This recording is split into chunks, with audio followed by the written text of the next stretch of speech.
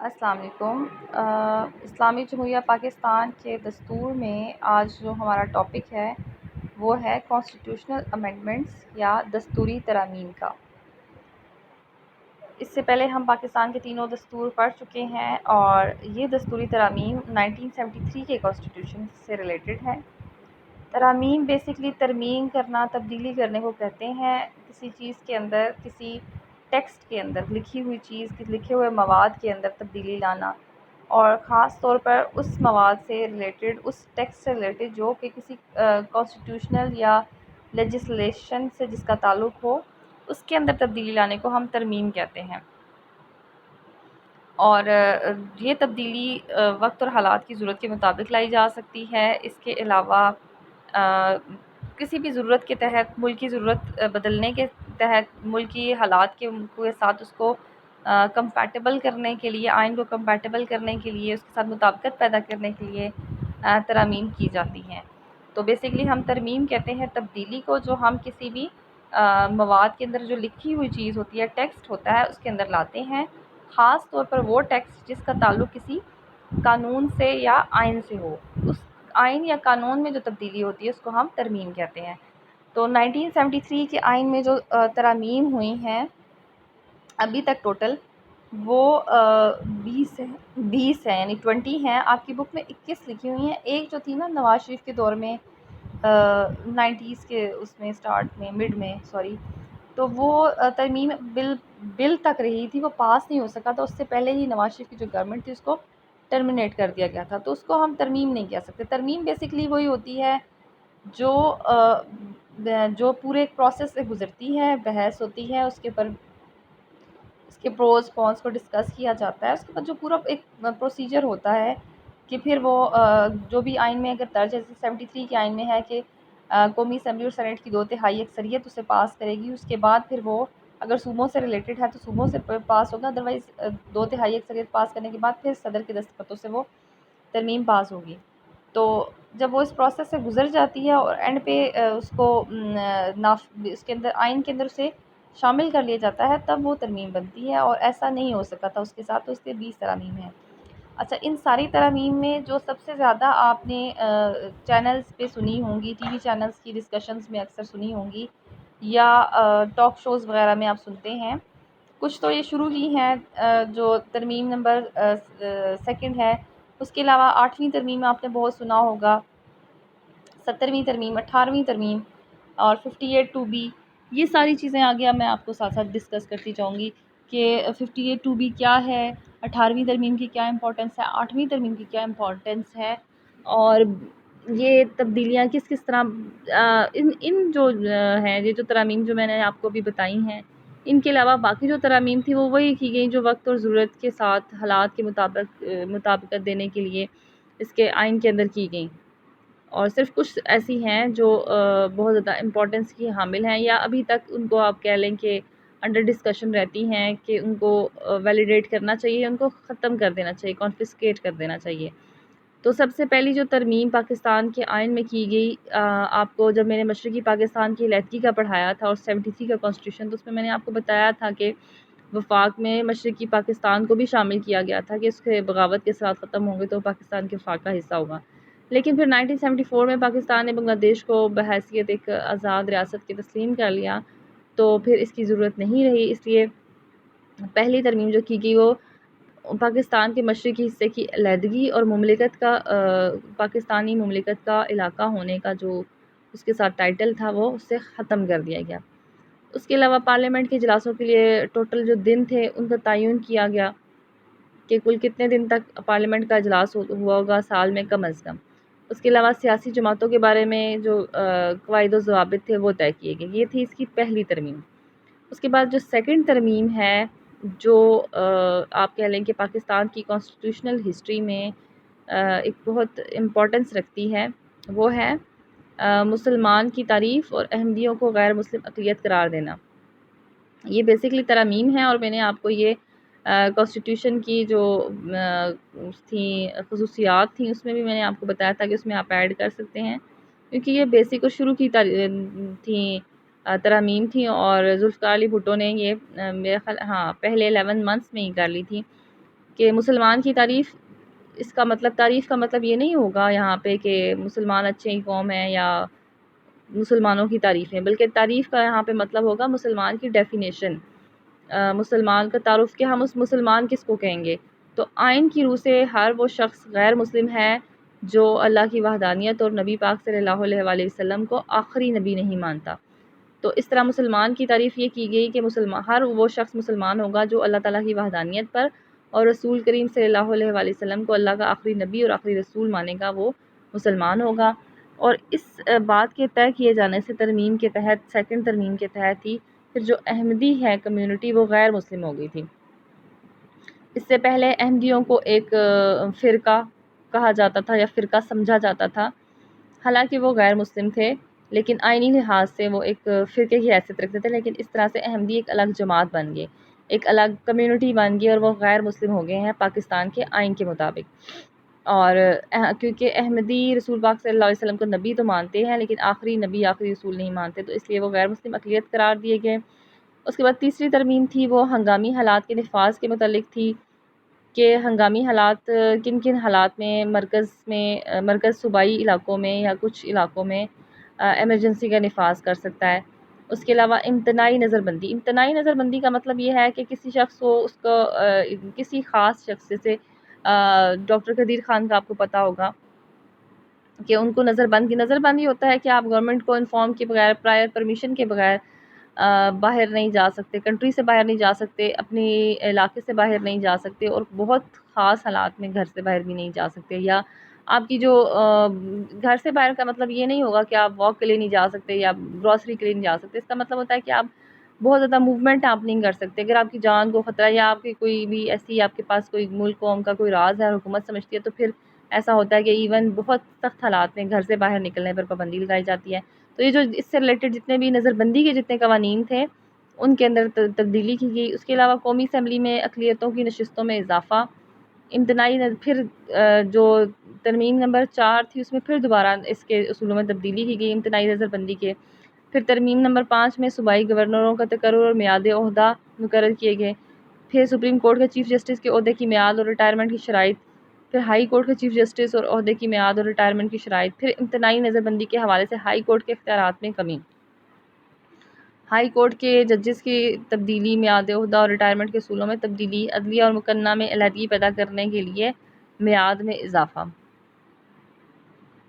یہ ساری جو تھیں، یہ آپ کہہ سکتے ہیں کہ اس وقت کی ضرورت کے مطابق یہ ساتھ ساتھ جو ضرورت محسوس کی گئی آئین کے اندر اس کو اپلیکیبل بنانے کے لیے یہ ترامیم کی گئیں۔ اس کے بعد 6 ترمیم سپریم کورٹ کے چیف جسٹس اور ہائی کورٹ کے چیف جسٹس سے ریلیٹڈ تھی،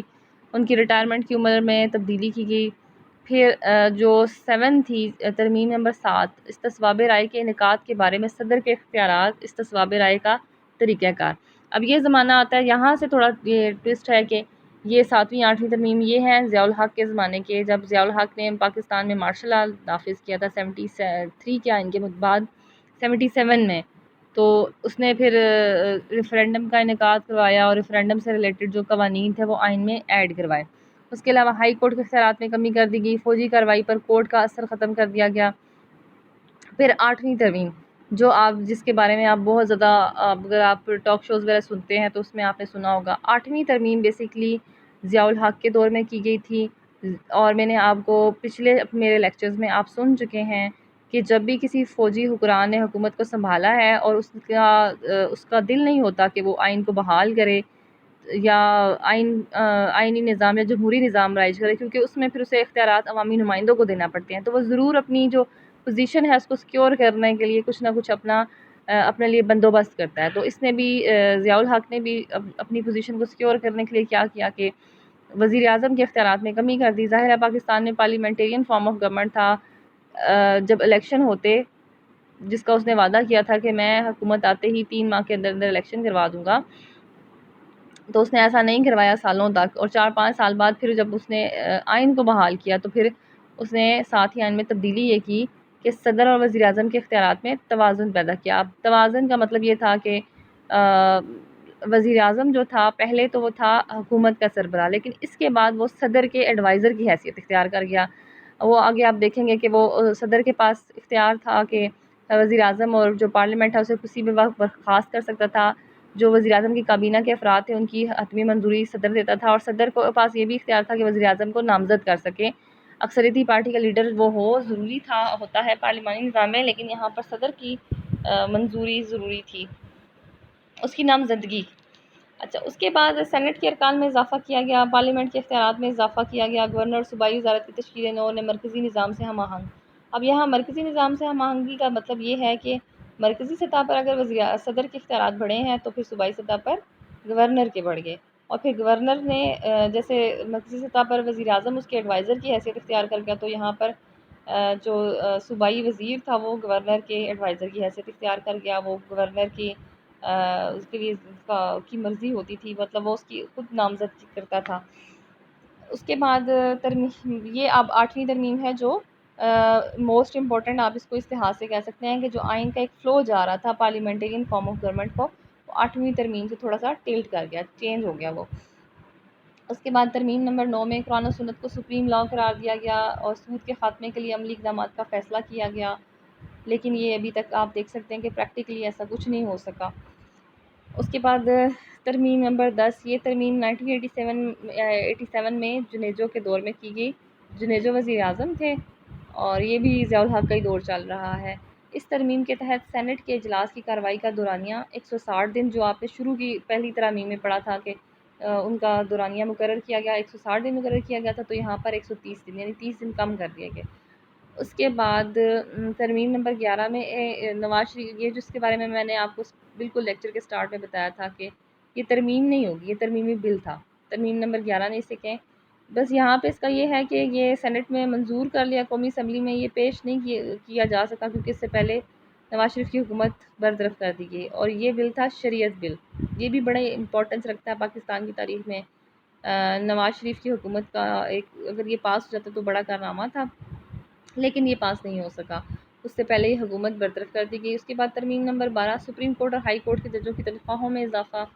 مرکز کو فوری انصاف کے لیے عدالتوں کے قیام کی اجازت دے دی گئی، سادہ دہشت گردی کی عدالتوں کا قیام بھی اسی ترمیم کے ذریعے عمل میں لایا گیا۔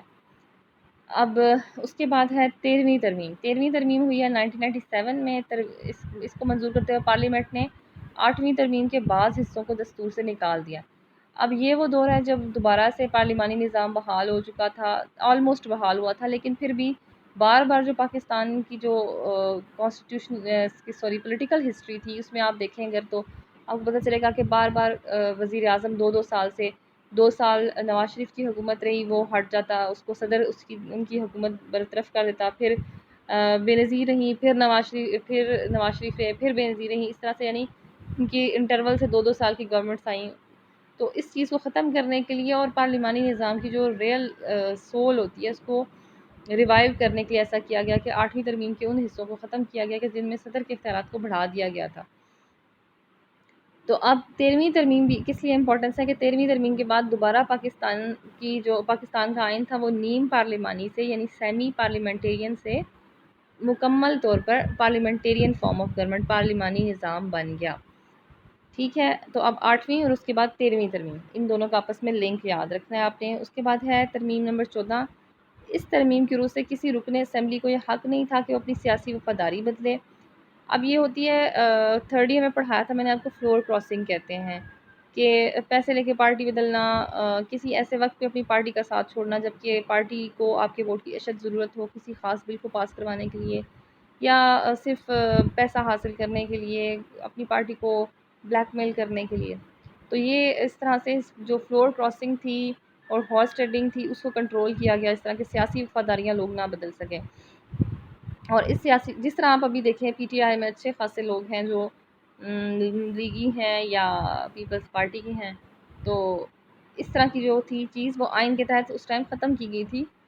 اور اس سیاسی جماعت کے موقف کے خلاف یعنی اب ایک تو کوئی بھی شخص اپنی سیاسی وفاداری کو نہیں بدل سکتا الیکشن لڑنے کے بعد، ٹھیک ہے، یعنی کسی پارٹی ٹکٹ سے آپ منتخب ہوئے ہیں اور اس کے بعد آپ دوسری پارٹی کا ساتھ نہیں دے سکتے اور اپنی جماعت کے موقف کے خلاف رائے کا اظہار کرے جس کے ٹکٹ پر انتخاب میں سے کامیاب قرار دیا گیا ہو۔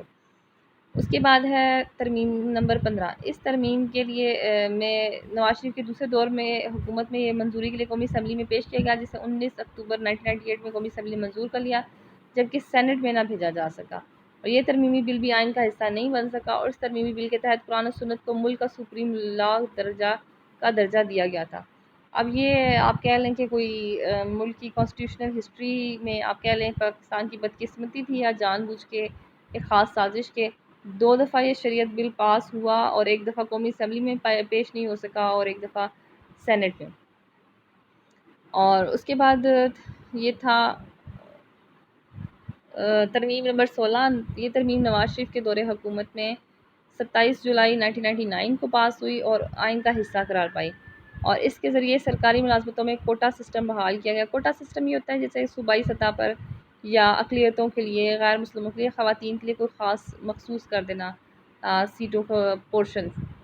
اور آئین کے آرٹیکل 27 میں ترمیم کر کے 20 کو 40 میں بدلا گیا۔ ترمیم میں قرار دیا گیا کہ کوٹا سسٹم 2013 تک بحال رہے گا۔ اس کے بعد ترمیم نمبر 17 ہے۔ پارلیمنٹ میں 17ویں ترمیم منظور کی گئی، جس کی روح سے درج ذیل فیصلے ہوئے۔ اب یہ وہ دور ہے جب مشرف نے ٹیک اوور کر لیا نواز شریف کی حکومت کو، اور دوبارہ سے پاکستان میں مارشل لا گیا۔ اور اس کے تحت اب یہ 17ویں ترمیم اس لیے امپورٹنٹ ہے کہ یہاں پہ سب دوبارہ سے وہی پارلیمنٹیرین فارم آف گورنمنٹ کو سسپینڈ کیا گیا، یا بہت حد تک آپ یہاں پہ دیکھیں گے کہ صدر جو ہے مشرف ہے، اس نے اپنے اختیارات کو کافی زیادہ بڑھا لیا، اور اس میں صدر کو مختلف قسم کے احکامات، اقدامات اور تقرریوں کے اختیارات حاصل ہوگی۔ دستور کے تحت ان کی ویلیڈیشن اس کو حاصل ہوگی، یعنی دستور کے تحت وہ جائز تھا، اس کو یہ ویلیڈیٹی اس کو حاصل تھی، ویلڈ ہونا، جس طرح آپ کہہ رہے ہیں مؤثر اس کو حیثیت حاصل تھی اس کے تمام ان احکامات کو۔ اس کے علاوہ ججوں کی میعاد میں توسیع واپس چلی گئی، یعنی ججز کی جو تھی ریٹائرمنٹ کی عمر پاکستان میں ابھی بھی 65 ہے، پہلے مطلب 65 کی گئی، پھر اس کو ختم کر کے 60 کیا گیا مشرف کے دور میں، اور پھر اب دوبارہ 65 کی گئی۔ اسی طرح قومی سلامتی کونسل کے دستور کے تحت تشکیل نہ دینے کا فیصلہ ہوا۔ جو قومی سلامتی کونسل ایک ادارہ تھا جو آپ سٹارٹ میں پڑھیں گے کہ اس کو تشکیل دیا جانا تھا، وہ بھی فیصلہ کیا گیا کہ نہیں کیا جائے گا۔ پھر ایک اور جو پوائنٹ جو آپ کو میں نے بتایا کہ آپ اکثر ٹاک شوز میں سنتے رہتے ہیں، صدر کو 58(2)B کے تحت وزیر اعظم کو ہٹانے اور قومی اسمبلی کو توڑنے کا اختیار مل گیا۔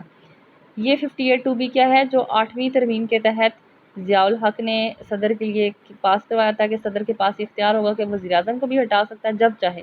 اور قومی اسمبلی کو توڑ سکتا ہے، ٹھیک ہے۔ پھر اس کے بعد 13ویں ترمیم میں جو نواز شریف کے دور میں منظور ہوئی، اس کو ختم کیا گیا، اور اس کے بعد پھر دوبارہ سے یہاں پر ہمارے ملک میں اس کو 58(2)B کے نام سے دوبارہ نافذ کیا گیا، اور پھر یہ Pakistan semi parliamentarian form of government بن گیا، جس میں صدر کے پاس اختیارات وزیر اعظم کے برابر تھے۔ صدر اسمبلیوں سے اعتماد کا ووٹ لے گا۔ مقامی حکومتوں کو 6 سال تک دستوری، اس ٹائم یعنی مقامی حکومتیں دوبارہ سے ریوائیو کی گئی تھی مشرف کے دور میں، تو ان کو بھی 6 سال تک دستوری تحفظ حاصل، یعنی دستوری لحاظ سے وہ کام کر سکیں گے۔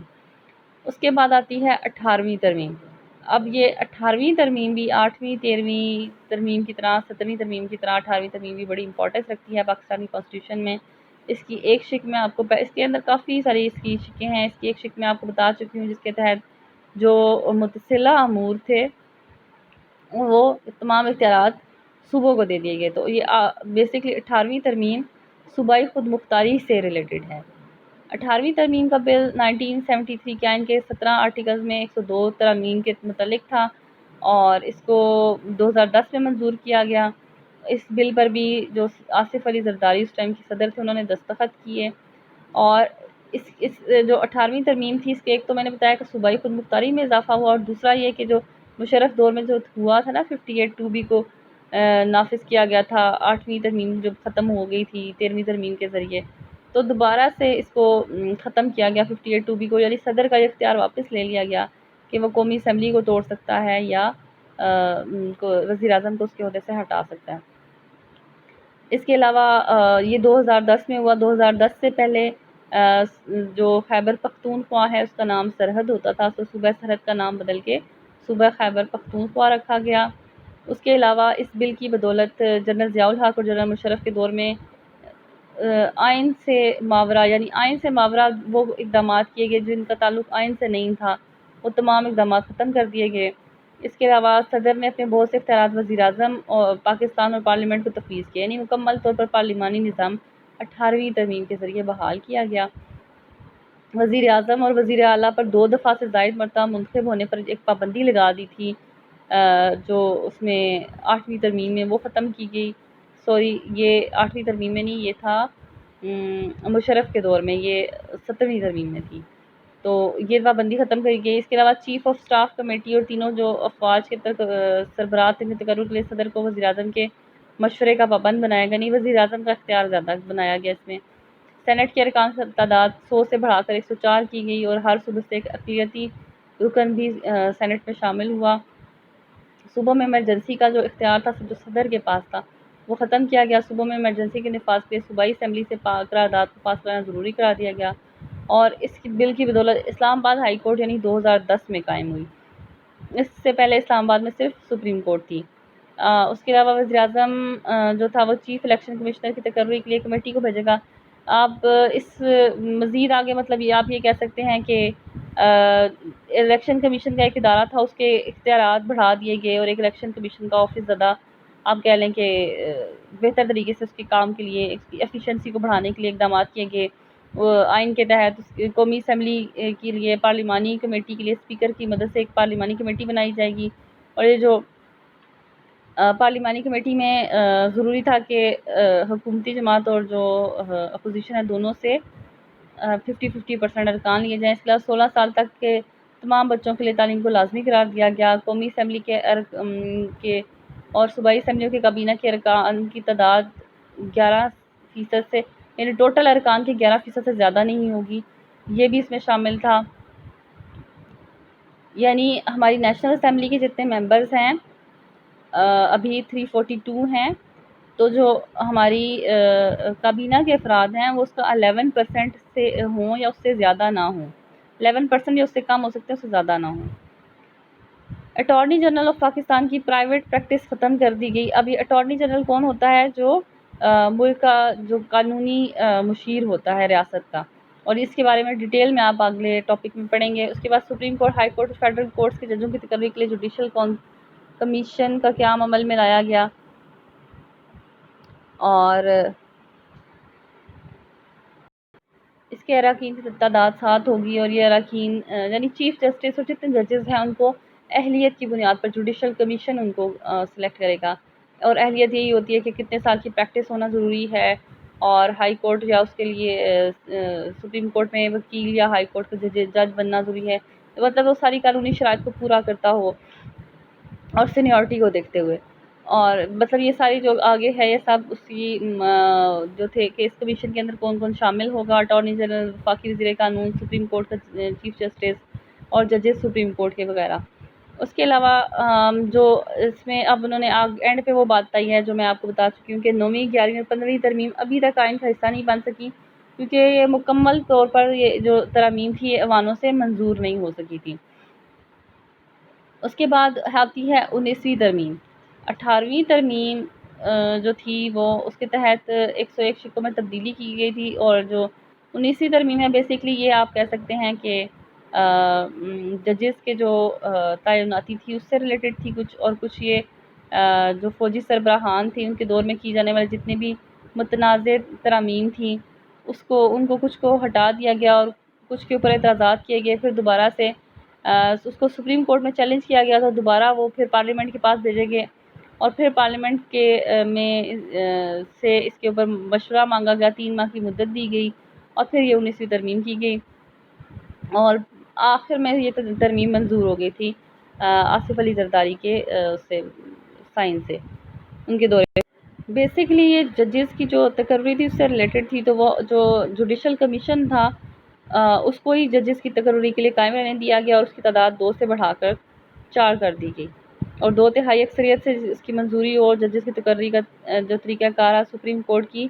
اس سے ریلیٹڈ جتنی بھی سفارشات تھیں ججز سے ریلیٹڈ وہ ساری مان لی گئیں. اس کے بعد آتی ہے 20ویں ترمیم. اب پاکستان میں جو 20ویں ترمیم ہے یہ بھی آصف علی زرداری جب صدر مملکت تھے ان کے دور میں منظور کی گئی. یہ بیسیکلی آپ کہہ لیں الیکشن سے ریلیٹڈ تھی کہ جب بھی کوئی گورنمنٹ بنتی ہے تو وہ اس ٹائم وہ ایک نگران حکومت بنا دیتی تھی. گورنمنٹ جب جانے لگی ہوتی ہے تو ایک نگران حکومت بناتی ہے اور جو نگران حکومت ہے وہ الیکشن کمیشن آف پاکستان کے ساتھ مل کر پھر الیکشن کرواتی ہے. تو اس ترمیم کے تحت یہ کوشش کی گئی تھی کہ جو نگران حکومت ہے وہ اپوزیشن اور جو اس ٹائم کی رولنگ پارٹی ہے جو جس پارٹی کی حکومت ختم ہوتی ہے، جیسے کہ زرداری کے دور میں پیپلز پارٹی کی حکومت ختم ہو رہی تھی، تو یہ طے کیا گیا تھا کہ مطلب اس اپوزیشن جو پارٹیز ہیں ان کے اور جو رولنگ پارٹی ہے وہ جو ختم جس کی حکومت ہو رہی ہے ان کے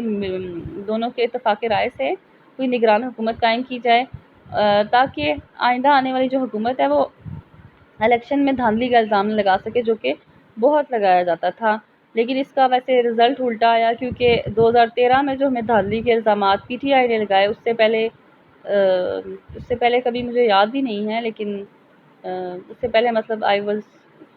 سو ینگ، میں نے شاید الیکشن نہیں دیکھے اتنے غور سے، لیکن اس سے پہلے میرا خیال ہے کہ کبھی بھی اتنے الزامات نہیں لگے جتنے کچھ حلقوں کے اوپر عمران خان کی ریزرویشنز تھیں کہ ان کے ووٹس تک گنوائے جائیں اور اوپن کروائے جائیں اور بیلٹ پیپرز دیکھے جائیں، اور بس جو بھی ان کے تھیں. تو بیسیکلی حکومت نے جانے سے پہلے یہ ترمیم جو تھی وہ اس لیے منظور کی تھی کہ جب نئی حکومت بنے تو اپوزیشن اس کے اوپر دھاندلی کا الزام نہ لگا سکے، لیکن اس کا کوئی خاص فائدہ نہیں ہوا. اس کے علاوہ 21ویں ترمیم، اب جو 21ویں ترمیم ہے فوجی عدالتوں کے قیام کے لیے لگائی گئی تھی. آپ کو معلوم ہوگا کہ بہت زیادہ جو دہشت گردی کے کیسز تھے اس زمانے میں آ رہے تھے، تو کچھ ٹرائل کورٹس بھی تھی جو قائم کی گئی تھیں تاکہ جلدی جلدی اس طرح کے فیصلے کیے جائیں. اور جو فوجی عدالتیں قائم کی گئی تھی وہ اسی لیے قائم کی گئی تھی دہشت گردی کے جو مقدمات ہیں ان کو سول کورٹس کی بجائے ان کورٹس میں پیش کیا جاتا تھا، تاکہ جو پاکستان اس طرح کے کرائسس سے گزر رہا تھا، دہشت گردی سے اور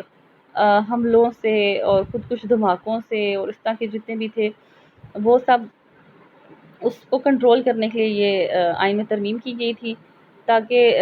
اور اس کے پھر اس میں یہ طے کیا گیا تھا کہ پاکستان میں ان کے خلاف جنگ میں فوج اور قانون نافذ کرنے والے اداروں کے خلاف یا مذہبی جو اجتماعات ہیں مساجد یا کچھ فرقوں کے خلاف ہتھیار اٹھانے والے فوجی تنصیبات پر حملہ دھماکہ خیز مواد رکھنے یا کہیں لے جانے کے لیے آرمی ایکٹ کے تحت ان کے اوپر مقدمات چلیں گے. دہشت گرد تنظیمیں جتنی بھی ہوں گی اور جو بھی ہوں گے ان کی معاونت کرنے والے، ان سب کو فوجی عدالتوں سے سزائیں دی جائیں گی. اس سے پہلے ان سب کو سول کورٹ سے سزائیں دی جاتی تھی. تو اس طرح یہ طے کیا گیا کہ ملک کے جو حالات تھے اس ٹائم کے غیر معمولی حالات تھے، بہت زیادہ پاکستان دہشت گردی کا شکار تو اس کو کنٹرول کرنے کے لیے ایسا کیا گیا کہ دہشت گردی کو کنٹرول کرنے کے لیے ان کورٹس کو خصوصی اختیارات دیے گئے. ملٹری کورٹس اور ٹرائل کورٹس بھی اسی کے تحت قائم ہوئی. تو ٹوٹل یہ نا آپ کی جو ہیں یہ 21 ترامیم بنتی ہیں جو بھی ہم نے پڑھی ہیں، اور ان میں سے 18 ترامیم ہیں جو ابھی تک پاکستان کے آئین میں ہوئی ہیں، اور یہ 21 بن رہی ہیں یہاں پہ. اور اس میں آپ آگے جو 3 ترامیم ہیں ان کو آپ جیسے تھا کہ 9ویں 11ویں اور یہ جو تھی ترمیم یہ آئین کا حصہ نہیں بن سکی، لیکن ان کو آپ پڑھتے ترمیم سے ہی ہیں. جب آپ ٹوٹل کاؤنٹ کریں گے تو آپ کہیں گے کہ اتنی ترامیم ہوئی ہیں، لیکن جب آپ پڑھیں گے تو آپ یہی کہیں گے کہ 9ویں ترمیم جو تھی وہ شریعت بل سے ریلیٹڈ تھی، اور وہ ترمیمی بل اس کو کہیں گے سوری، اور وہ ترمیم نہیں بن سکی کیونکہ اس کو سینٹ میں منظوری کے لیے نہیں پیش ہو سکی، پھر ایک دفعہ قومی اسمبلی میں نہیں ہو سکی. تو اس طرح سے آپ اسے کریں گے. تو یہاں پہ ہماری جو ملک کی ہمارے پاکستان کے 1973 کے آئین کے اندر ترامیم کا جو ٹاپک ہے وہ کمپلیٹ ہوتا ہے. آئی ہوپ آپ کو سمجھ آ گیا ہوگا. Thank you.